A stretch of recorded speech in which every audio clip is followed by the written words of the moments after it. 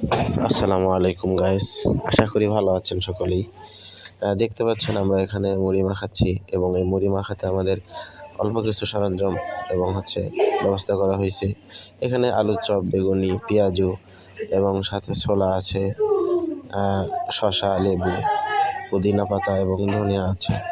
তো গাইস, আমরা অল্প পরিসরে এই আয়োজনটা করছি বাচ্চাদের একটু আনন্দ বিনোদন দেওয়ার জন্য। এটা আমরা খুব কম সময় বৃহস্পতিবার বছরের পরেই সিদ্ধান্ত নিয়েছি যে আজকে বাচ্চাদের মুড়ি খাওয়াবো।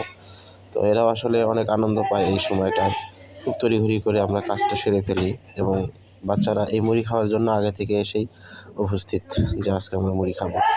তো আসলে বৃহস্পতিবার মানে এমনি মাদ্রাসার একটা ঐতিহ্য যে এই সময় সবাই মুড়ি খায়।